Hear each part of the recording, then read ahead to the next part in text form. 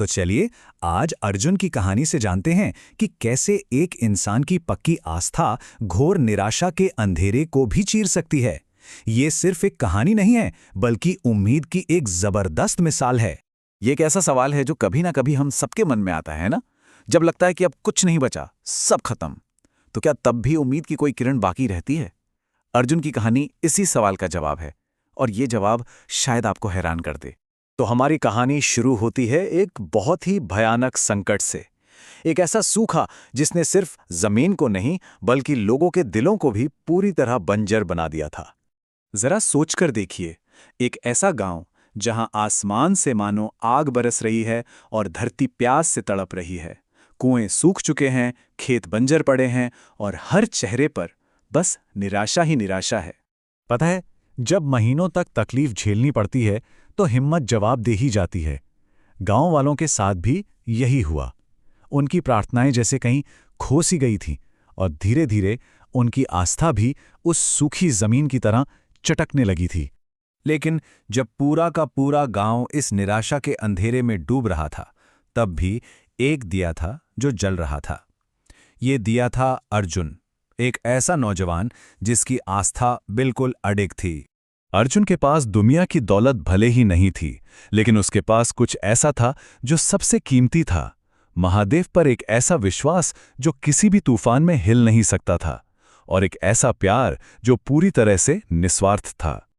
और देखिए, यहीं पर कहानी का असली संघर्ष सामने आता है।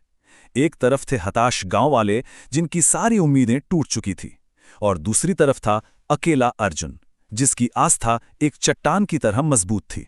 और अब कहानी एक ऐसे मोड़ पर पहुंचती है जहां एक इंसान की सच्ची प्रार्थना में इतनी ताकत होती है कि वो पूरी कायनात को हिला सकती है। चलिए देखते हैं कि अर्जुन की आस्था ने कैसे नामुमकिन को मुमकिन कर दिखाया। तो हुआ ये कि अर्जुन ने सिर्फ अपने लिए नहीं बल्कि पूरे गांव के लिए प्रार्थना की, एकदम सच्चे और निस्वार्थ मन से। उसकी ये पुकार सीधे महादेव के दिल तक पहुंची, और फिर नतीजा, देखते ही देखते आसमान में बादल घिर आए और ऐसी जोरदार बारिश हुई जिसने सूखी धरती में मानो नई जान डाल दी।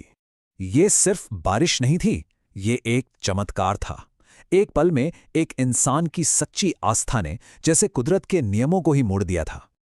लेकिन रुकिए, बारिश का आना कहानी का अंत नहीं था, बल्कि ये तो एक नई शुरुआत थी। क्योंकि महादेव ने सिर्फ पानी नहीं बरसाया था, वो अपने साथ एक बहुत गहरा संदेश भी लेकर आए थे।